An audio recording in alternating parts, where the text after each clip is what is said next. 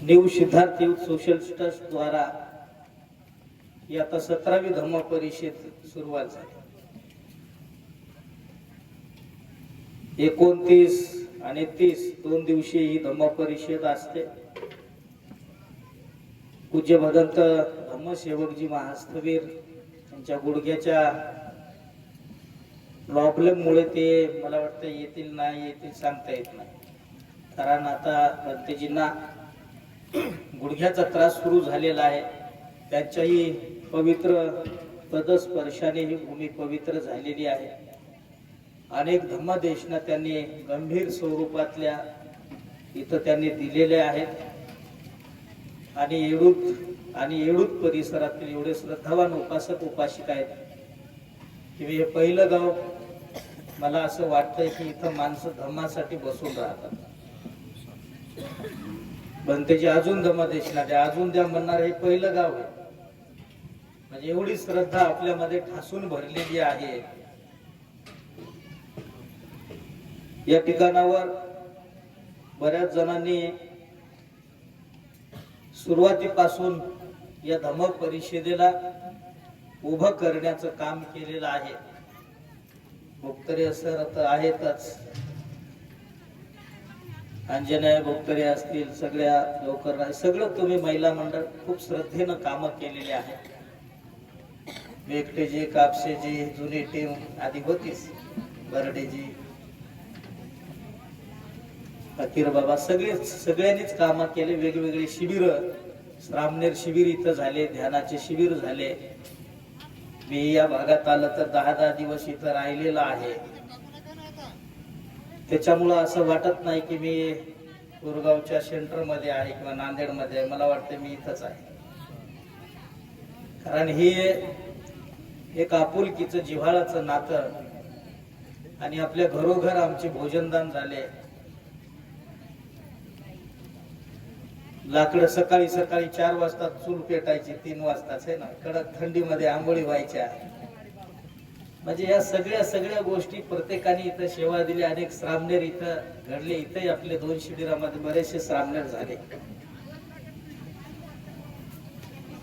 तो उपासक उपासिकांनो, जी माणसं धम्माचा प्रचार आणि प्रसार करत असतात ते या जन्मामध्ये आपलं पुण्य वाढवून घेत असतात. जी माणसं या धम्माचा प्रचार प्रसार करण्यासाठी श्रमदान करत असतात, जी माणसं या धम्माचा प्रचार प्रसार व्हावा म्हणून आर्थिक दानाची मदत करत असतात, तर ती माणसं या पृथ्वी तलावर या जन्मामध्ये पुण्याचे महापुण्याचे भागीदार बनत असतात. आणि म्हणून याच्यापेक्षा दुसरं कोणतं पुण्य महापुण्य या पृथ्वी तलावर नाही. या पवित्र सद्धम्माचा प्रचार आणि प्रसार झाला पाहिजे. लोक धम्मवान बनले पाहिजे, लोक शीलवान बनले पाहिजे, लोक दुःखातून मुक्त झाले पाहिजे. आणि त्याच्यासाठीच हे धम्म आहे बुद्धाने सांगितलेला. येळूद येथील उपासक उपासिका आपल्या पंचक्रोशीतील उपासक उपासिकांना धम्म श्रवण करण्याची संधी उपलब्ध निर्माण करून देत असतात. आता पुढच्या वर्षी जनरेटर घ्या आपलं, खरखर आवाजाचं नका.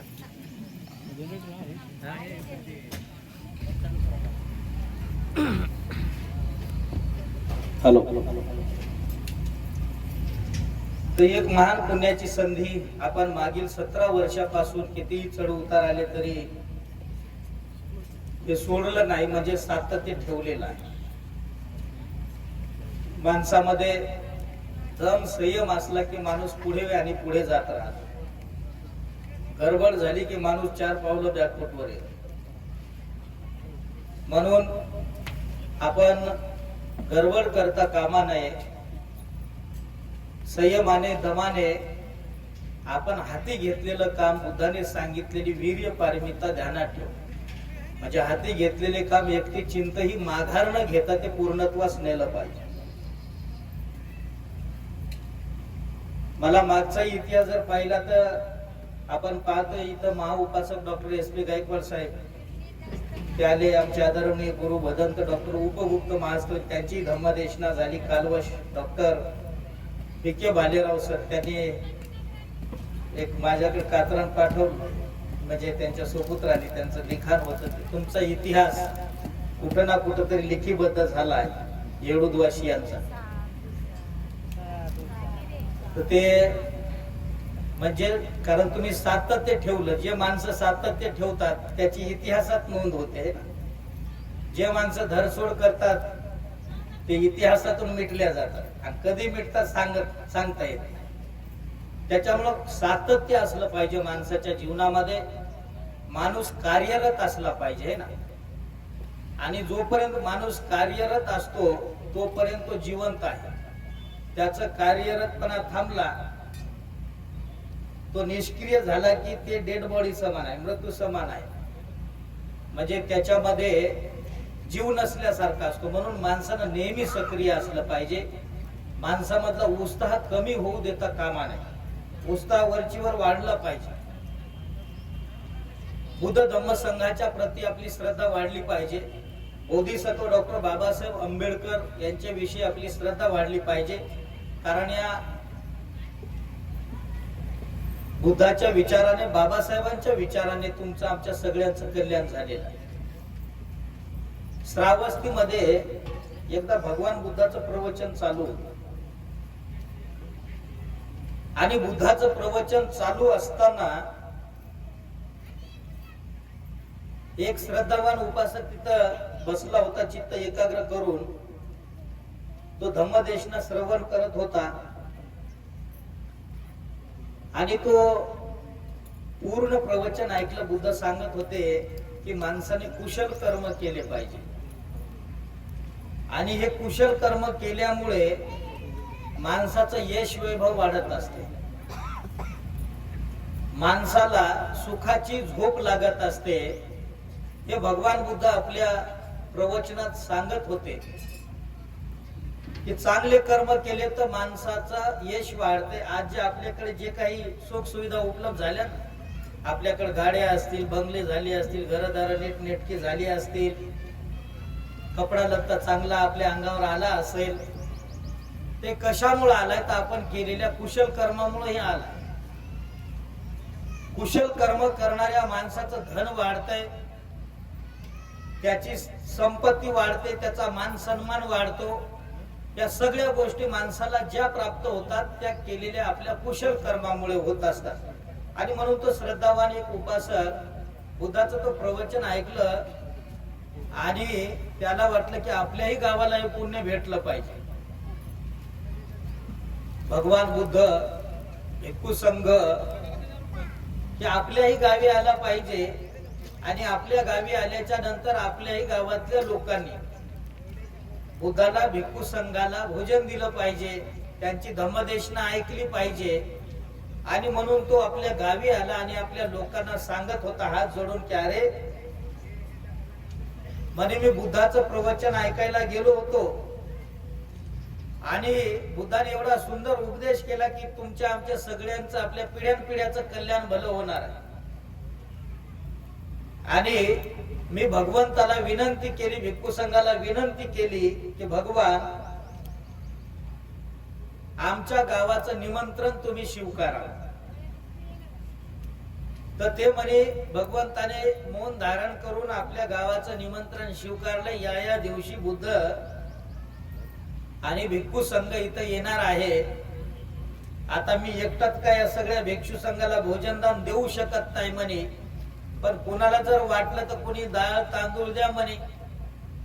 आणि मग तो सगळ्यांकडून तो बऱ्याच लोकांमध्ये श्रद्धा उत्पन्न झाली. बुद्ध भिक्खू संघ येणार आहे म्हटल्याच्या नंतर प्रत्येक जण कोणी डाळ तांदूळ देत होते. त्याच गावामध्ये एक बिलाल पादक नावाचा श्रेष्ठ राहत होता, खूप श्रीमंत होता. आणि जेव्हा त्याच्या कानावर ही गोष्ट पडली की अशा एका ग्रहस्थाने बुद्धाचं भिक्खू संघाचं आमंत्रण आपल्या गावामध्ये घेतलेलं आहे, आमंत्रित केलेलं आहे आणि त्याच्याकडे भिक्षूला भोजनदान एवढ्या देण्यासाठी त्याची लायकी नाही, गरीब आहे, तर अशा माणसानं बुद्धाचं एवढ्या भिक्खू संघाचं भोजन स्वीकारा म्हणजे घ्यायलाच का पाहिजे? म्हणजे त्याच्याविषयी, त्या गरीब माणसाच्या विषयी त्याच्या मनामध्ये थोडीशी घृणा निर्माण झाली, द्वेष निर्माण झाला, की त्याचे ऐपत नसताना त्यांनी का आमंत्रित करावं. परंतु ही गोष्ट त्या गरीब माणसाला कळाली तरी सुद्धा त्याच्याकडून काही भेटल म्हणून तो त्याच्याकडून घेत होता. त्याच्याकडे खूप गडगंज असताना त्याने एवढूशे तांदूळ दिले, सगळ्यांपेक्षा कमी. गरीब लोकांनी भरपूर दिलं, पण त्याने एकदमच कमी देऊन टाकलं. श्रीमंत असलेला माणूस,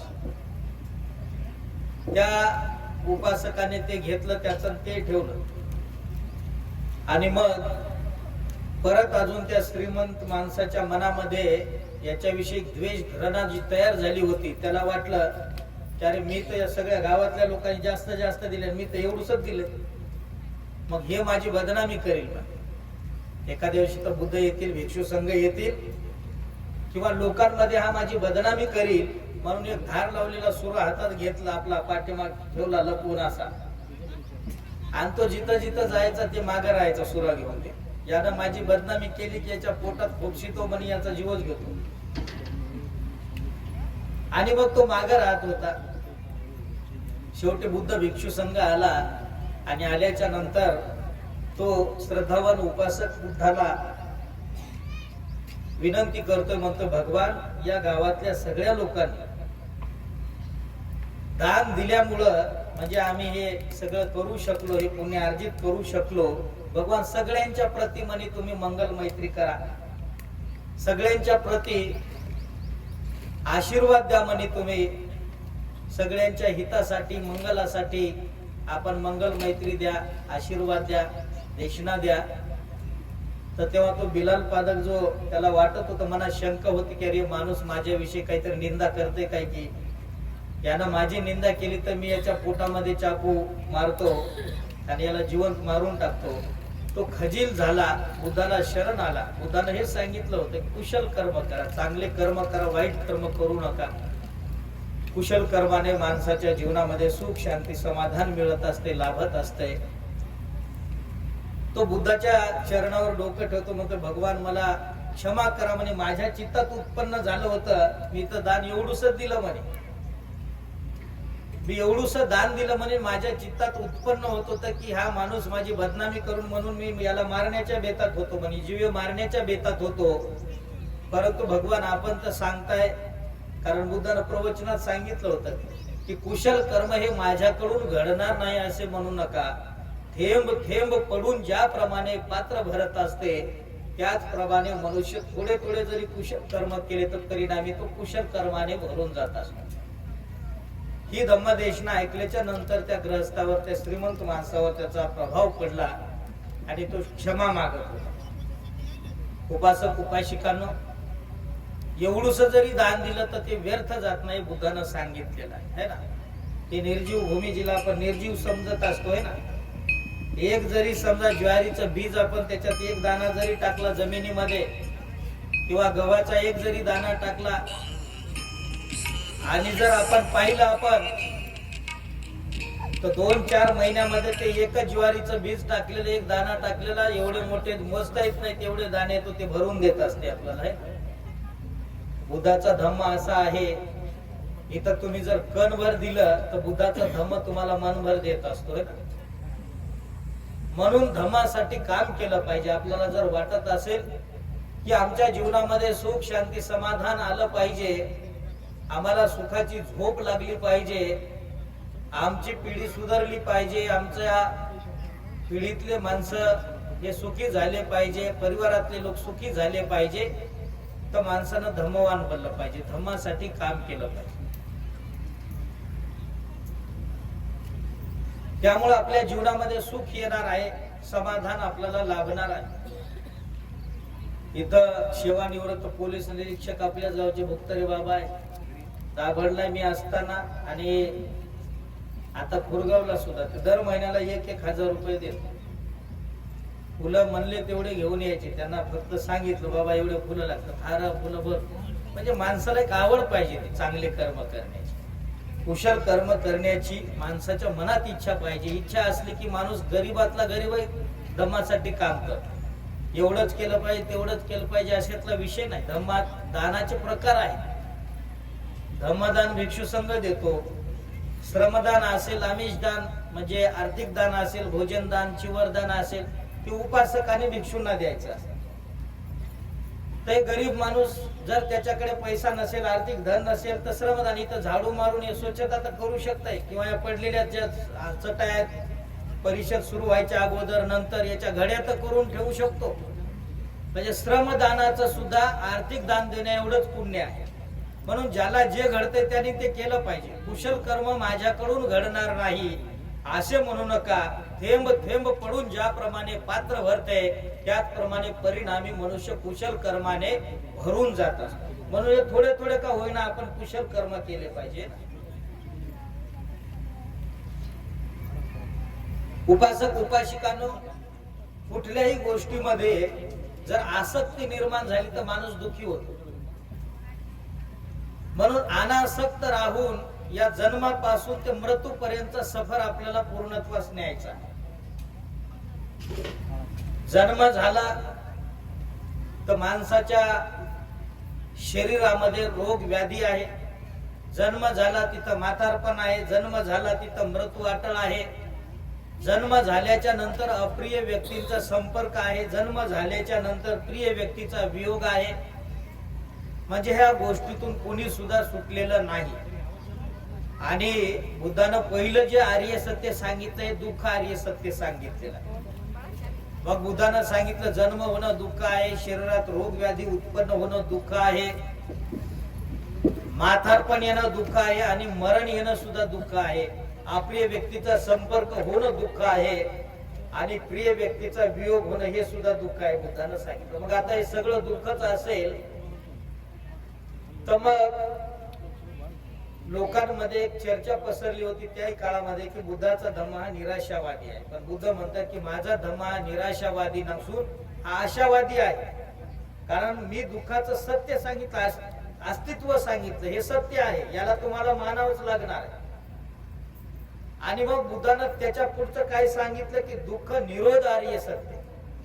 दुःख आहे बरोबर आहे, पण त्या दुःखाला कारण आहे ना. पण माणूस बेसावतपणानं जीवन जगत असल्या कारणाने, अनकॉन्शियस माइंडनं राहत असल्या कारणाने त्याला त्या दुःखाचं कारणच सापडत नाही. तुकाराम महाराज म्हणले तुझ आहे तुझ पाशी परी तू जागा चुकलाशी आहे ना. या दुःखाचे सुखाचे कारण हे जगात कुठंच नाही. आणि जगात जर राहिले असते तर कदाचित बोधिसत्व सिद्धार्थ गौतमाने 6 वर्षे खडतर तपश्चर्या केली नसती तिथे आहे ना. या जगातल्या लोकांमध्ये जर समजा दुःखाचे कारण राहिले असते तर तिथं राजाचा पुत्र होता, हजारो लाखो लोक घेऊन बसले असते. पण त्यांना कळालं की लोकांमध्ये दुःखाचं कारण नाही, आपल्या दुःखाचं कारण हे आपल्यामध्ये आहे.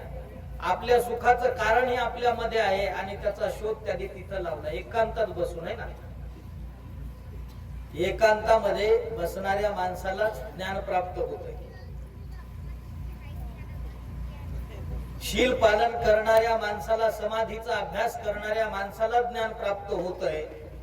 आणि म्हणून बुद्धानं जे शोध लावला ते 3.5 हाताच्या कायेमध्ये दुःखाचे सुखाचे सगळे कारण जे शोधले ते सगळे या 3.5 हाताच्या कायेमध्ये शोधले. त्याने बाहेर कुठं दगडात धोंड्यात माणसात कुत्र्यात मांजरात डुकरात कशामध्ये शोधले नाही ना. काही माणसं दगडाला शेंदूर लावून म्हणतात मी दुःखातून मुक्त झालो पाहिजे. दगडाला शेंदूर लावल्यानं कोणी दुःखातून मुक्त होतंय?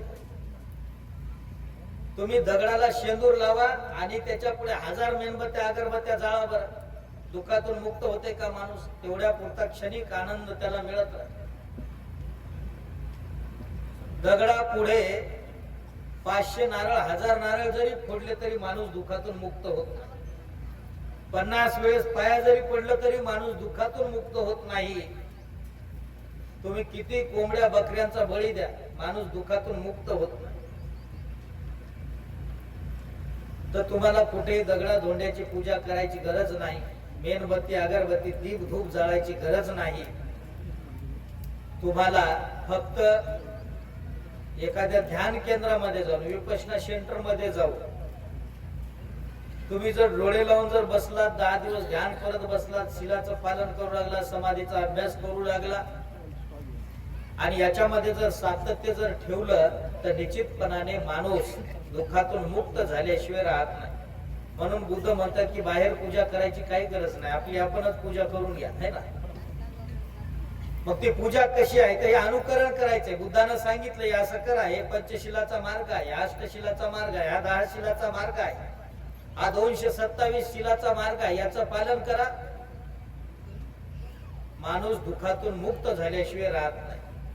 पण शील पालन न करता जर एखादा व्यक्ती जर म्हणाला की मला दुःखातून मुक्त व्हायचं आहे तर असा व्यक्ती कदाचित कधीही दुःखातून मुक्त होणार नाही. याला शील पालन करावं लागेल समाधीचा अभ्यास करावा लागेल तेव्हा माणूस दुःखातून मुक्त होईल आणि त्याला ज्ञान प्राप्त होईल. तुम्हाला धम्मदेशना ऐकावी लागेल कारण तुमची श्रुतमय प्रज्ञा जागृत होण्यासाठी 3 प्रकारच्या प्रज्ञा बुद्धानं सांगितल्या. एक श्रुतमय प्रज्ञा आहे दुसरी चिंतनमय प्रज्ञा आहे आणि तिसरी भावनामय प्रज्ञा आहे. मग ही श्रुतमय प्रज्ञा काय भिक्षू संघ जेव्हा आपल्याला पवित्र बुद्धाची शुद्ध वाणी सांगतो की सद्धम्म देशना आपल्याला देत असतो बुद्धाच्या जीवन काळातल्या घटना सांगत असतो अशी अशी घटना घडली होती. जेव्हा भिक्षू संघ सांगतोय तेव्हा तुम्ही कानानं ऐकत असता म्हणजे तुमची श्रुतमय प्रज्ञा जागृत आहे. काही काही माणसं इथं बसूनही त्याची श्रुतमय प्रज्ञा त्यांना जागृत करता येत नाही ना. त्यांना ऐकण्याची एक दृष्टी लाभत नाही त्यांना. म्हणजे ही श्रुतमय प्रज्ञा सुद्धा तुम्हाला जागृत करता आली पाहिजे. तर जेव्हा तुम्ही ऐकता तेव्हा आपली श्रुतमय प्रज्ञा ही जागृत असते म्हणजे आपल्याला श्रुतमय प्रज्ञा प्राप्त होत असते. आपण ऐकायलो कानानं ऐकायलो त्याच्यानंतर ऐकल्याच्या नंतर माणूस त्या गोष्टीवर जे माणूस विचार करतो की अरे भंतेजीनं असं असं सांगितलं हे केलं तर खरंच सुख आहे काय हे केलं तर काय दुःख येतंय काय किंवा असं करून पाहूत काय. तर हे जेव्हा चिंतन सुरू होतंय ना त्याला म्हटलेलं आहे चिंतनमय प्रज्ञा. पहिली श्रुतमय प्रज्ञा दुसरी चिंतनमय प्रज्ञा आणि तिसरी जी प्रज्ञा आहे तर ती आहे भावनामय प्रज्ञा. जेव्हा माणूस प्रत्यक्षात प्रॅक्टिकल मध्ये उतरतो मग शील पालन करायला लागला असेल ध्यान करायला लागला असेल समाधी लावून चित्त एकाग्र करून जेव्हा विकाराला घालवण्यासाठी तो ध्यान करत असेल समाधीचा अभ्यास करत असेल एक एक विकार आपल्या मनातला घालवून टाकत असेल तर तेव्हा ती भावनामय प्रज्ञा सुरू होत असते माणसाची.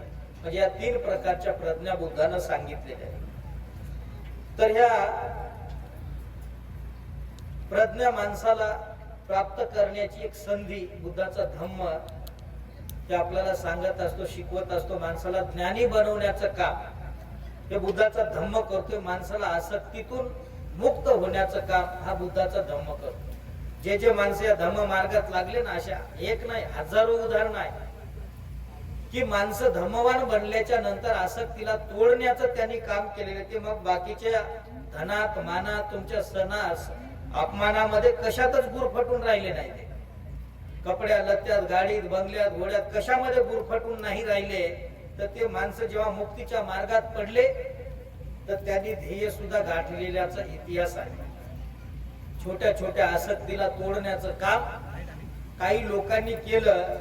एक उदाहरण मला आठवतंय की एक भिक्षू एका जंगलामध्ये ध्यान करत बसायचे आणि मग ते ध्यान करत होते तर एक श्रीमंत माणूस तो एवढा श्रीमंत होता की त्यानं 7 पिढ्या जगतील एवढं धन त्यानं जमवलं होतं. 7 पिढ्या जगतील एवढं धन आणि एवढं धन त्याच्याकडे होतं पण तरी सुद्धा तो दुःखी राहायचा खिन्न राहायचा उदासीन राहायचा. त्याच्या जीवनामध्ये निराशा येत होती. तो भिक्षूकडे गेला आणि म्हणतो की म्हणते माझ्या 7 पिढ्या जगतील एवढं धन संपदा मी जमा केली म्हणे पण तरी मी दुःखी राहतो म्हणे. मी उदासीन राहतो माझ्या मनात निराशा राहते मला सुखाची झोप लागत नाही. एवढं धन माझ्याकडे असताना सुद्धा माझ्या 7 पिढ्या बसून खातील एवढं धन मी कमावलेलं आहे. तर तेव्हा भंतेजीनं त्याला विचारलं म्हणले ठीक आहे तू एक काम कर म्हणे, तुझ्या निराशेला मी दूर करतो, तुझ्या दुःखाला मी दूर करतो, पण एक गोष्ट सांग, नेमकं तू दुःखी आहेस कशामुळे ते तरी सांग ना. तर तेव्हा तो म्हणतो की म्हणते, माझ्याकडे 7 पिढ्या माझ्या जगतील एवढं धन संपदा आहे, पण मी माझी 8व्या पिढीसाठी धन मला जमा करायचं, माझी 8वी पिढी सुखानं राहिली पाहिजे, ती एक चिंता मला म्हणजे सतवते म्हणे. माझ्या 7 पिढ्यापुरतं तर धन माझ्याकडे आहे, परंतु माझी 8वी पिढी सुद्धा सुखानं जगली पाहिजे, एवढं धन मला अजून कमवायचं म्हणे. त्याच्यासाठी म्हणे मी जरा चिंता करतो, विचार करतो. बनतेनं पाहिलं, म्हणले ठीक आहे, इथं एक टेकडी आहे म्हणे, जरा जा. एक तांदळाचं म्हणे एक थैली आहे, ती थोडी 1-2 किलोची 1 किलोची उचल म्हणे ते. आणि तिथं एक म्हातारी ध्यान करते म्हणे एका झोपडीमध्ये, त्या टेकडीवर. त्या म्हातारीला ती थैली देऊन ये म्हणे तांदळाची. तर तेव्हा तिथं गेला तर एक म्हातारी ध्यान करत बसली होती. आपल्या नाकाच्या श्वासोश्वासावर लक्ष केंद्रित करून पाठ मान सरळ ठेवून ध्यान करत होती. हा श्रीमंत व्यक्ती हातात थैली घेतली आणि तो त्या टेकडीवर जातोय. आणि गेल्याच्या नंतर म्हातारीला चाहूल लागते. म्हातारीला चाहूल लागल्याच्या नंतर थोडं तिचं ध्यान भंग होत आहे. आणि ती म्हणते, कोण आहे रे तिकडं? तर ते म्हणते, म्हातारे, हे तुझ्यासाठी तांदूळ घेऊन आलोय म्हणे. त्या भंतेजीनं दिलेत म्हणे तुझ्यासाठी हे तांदूळ, हे घे म्हणे तांदूळ तुझ्यासाठी. ती म्हणली, तुला पुन्हा सांगितले होते म्हणे तांदूळ आणायचे, कशाला शहाणपण केलं म्हणे? तुला मी सांगितले होते का म्हणे तांदूळ आणायचे? तुला मी सांगितले नसताना तू का तांदूळ घेऊन आलाशी तर ते सांग म्हणे. मी तुला मागितले होते? नाही म्हणे. मग तू का आणलेस म्हणे ते सांग मला. तर तेव्हा तो म्हणे, म्हातारे, हे तुझ्या 1-2 दिवसाची पुढची तयारी म्हणे, तुला कमी पडतील म्हणे, हे 2 दिवस लागतील तुला, 2 दिवस पुढचे भागतील कसे तरी. ती म्हणे, त्याची फिकीर तू करू नको म्हणे, 2 दिवसाचे तांदूळ माझ्याकडे पडलेले आहे, त्याची फिकीर तुला करायची काही गरज नाही म्हणे. 2 दिवसाचे तांदूळ माझ्या पोटीत पडलेले आहेत आणि ते तांदळाची तुझी ती गठोळी उचलून निघून जाय म्हणे इथून. नाही नाही, ते भंतेजीने पाठवले, ते भंतेजीला देऊन टाक म्हणे. तिकडे भंतेजी नाही सांग की माझ्याकडे तांदूळ आहेत, माझी चिंता करण्याची काही गरज नाही, माझी चिंता मीच दूर करणार आहे. म्हणजे ते बळ कुठून आलं तिच्यामध्ये? तर ती शील पालन करत होती, ती ध्यान करत होती, समाधीचा अभ्यास करत होती. एकदा जर माणूस या मुक्तीच्या पथात पडला तर त्याला पैशाची, धनाची, खाण्यापिण्याची काही चिंता नसते. बुद्धाचे असंख्य शिष्य केवळ हातात भिक्षापात्र घेऊन, घरदार सगळं सोडून, बेघर होऊन, है ना, राजवाडे सोडून, केवळ हातामध्ये भिक्षापात्र घेऊन बाहेर पडलेले आहे. कधीच बुद्धाचा भिक्खू संघ या मानात, सन्मानात, लोभात अडकून पडला नाही. ज्याच्या त्याच्या पुण्य पारमितेमुळे झरकन याच्यातून बाहेर आले आणि दुःखातून मुक्त झाले. हा बुद्धाचा धम्म माणसाला मुक्तीच्या मार्गात पुढे पुढे घेऊन जाणार आहे. ज्याची जेवढी पारमिता आहे, मग उपासक असतील, उपासिका असतील, भिक्षू असतील, भिक्षुणी असतील, एखादी जर संधी आली मुक्तीची, अधिक जर पुण्य पारमिता असतील, तर कोणताही भिक्षू कोणत्याही काळी, कोणताही उपासक कोणत्याही काळी आराम होऊ शकतो, दुःखातून मुक्त होऊ शकतो. म्हणून या जन्मामध्ये मनुष्य जन्म लाभणं दुर्लभ आहे. मनुष्याचा जन्म लाभला, शुद्ध धर्म आपल्याला ऐकायला मिळतो, दान पारमिता करण्याची संधी आपल्याला उपलब्ध होते. संघाला दान करण्यात पुण्य नाही तर महापुण्य आहे. म्हणून ही संधी आपल्याला उपलब्ध झालेली आहे. धम्म श्रवण करण्याची संधी उपलब्ध झालेली आहे. तर आपण अधिक कुशल कर्म करून आपण ही मानवी जीवन सत्कारणी लावण्याचा प्रयत्न केला पाहिजे. आपली पुण्य पारमिता आपण वाढवली पाहिजे. बुद्धाने 10 पारमिता, जसं बाबासाहेबांनी ग्रंथात लिहिल्या 10 पारमिता, सत्य पारमिता, शील, समाधी, वीर्य पारमिता, अधिष्ठान आहे, मैत्री आहे. ह्या सगळ्या पारमिताचा आपण अभ्यास करून आपण त्या पारमितेला या जन्मामध्ये पूर्ण करण्याचा आपण संकल्प केला पाहिजे. कारण ह्या पारमिता जर पूर्ण केल्या तरच माणूस बुद्धत्वाकडे जाऊ शकतो, तोच माणूस आराम होऊ शकतो, तोच माणूस दुःखातून मुक्त होऊ शकतो. श्रोतापन्न, सकृदागामी, अनागामी, केवळ या पारमिता पूर्ण केल्यामुळे माणूस होऊ शकतो. त्याच्यामुळं इथं आपल्याकडे भक्ते जे आहेत भैयावर्धना सांगितल्याप्रमाणे मला काही जास्त वेळ नसतो, बराचसा आता बिझी शेड्यूल झालेला आहे. आपल्या सगळ्या समाजाच्या दानातून तिथं 1.5 एकर जमीन विकत घेतली कलेक्टर साहेबाला आणून. आपण 2.5 एकर गायरान जमीन आरक्षित करून घेतली. 4 एकर जमीन आपल्या रामनेर प्रशिक्षण केंद्र कुरगावसाठी सध्या आहे. सध्या तिथं एक म्हणजे आपण बुद्धाची मूर्ती अखंड मार्बलची 10 फुटाची 11 फुटाची 10 लाखाची बुद्धाची मूर्ती मार्बलची बनवलेली आहे, पांढरी शुभ्र.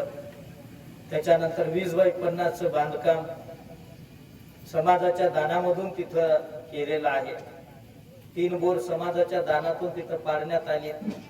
158 नारळाची झाडं लावली होती, त्याच्यातले 125 वाचली. 4-5 झाडाला नारळ लागायला सुरुवात झाली, म्हणजे फळ यायला सुरुवात झाली. जेवढे झाडं तेवढेच आपले भंतेजी निर्माण होत आहेत.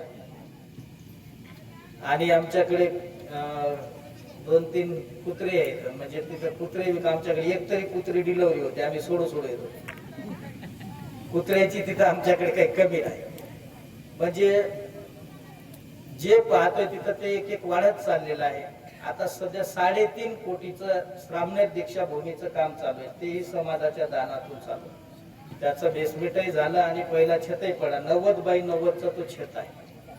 जवळपास 1.5 कोटीचं काम आतापर्यंत 1.5 ते 1.25-2 कोटी जवळपास ते काम झालेलं आहे. ते सर्व समाजाच्या दानातून झालेलं. काही लोक म्हणतात आमदाराचा खासदाराचा फंड घ्या, बिहाराला याला त्याला तरच काम होते, त्याचं घेतल्याशिवाय आपले काम होत नाहीत, असं काही लोकांचं मत आहे. आम्ही त्याला फोडून काढलं. समाजाच्या दानातून आपले विहार निर्माण होतात हे आम्ही सिद्ध करून दाखवतो. कारण आतापर्यंत म्हणजे ते छतही पडला आणि पुढचे कार्यक्रम आपले आता तिथं म्हणजे आपण घेऊ शकतो. 3 मजली ते काम आहे, सुंदर प्लान त्याचा बनवलेला आहे. म्हणून उपासक उपासिकांनो, समाजाची जी ताकद आहे ती कुणाकडे ताकद.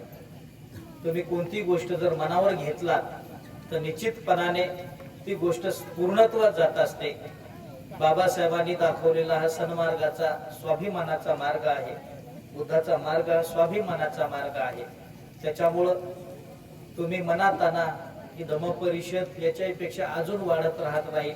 17 वर्षापासून तुमची धम्मपरिषद खंडित झाली नाही आणि आतापर्यंत आपल्या गावाचं कौतुक करावं तेवढं कमी. कधीच तुम्ही बाहेर गेला नव्हता. सर्व गावातल्या लोकांच्या दानावर ही आपली परिषद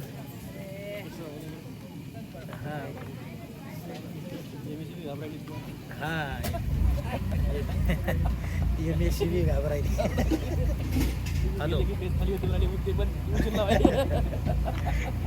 तर सगळं तुम्ही दानातून केलं, परंतु आपला समाज मोठा आहे, हिंगोली जिल्हा मोठा आहे. आपल्या लोकांकडे जायला काही हरकत नाही. तुम्ही तेही दान जमा करू शकता. अनेक दानशूर लोक आहेत आणि त्याची अनुभूती प्रचिती आम्हाला आलेली आहे. त्याच्यामुळं त्याला वाढवत अजून पुढे वाढवत न्या. 17 वर्षापासून अखंडपणाने आपण जी परिषद चालू ठेवलेली आहे, आपल्या सर्वांचा गौरव करणं योग्य आहे. कारण बुद्धाने सांगतं जे गौरवास पात्र आहेत अशांचा गौरव केला पाहिजे.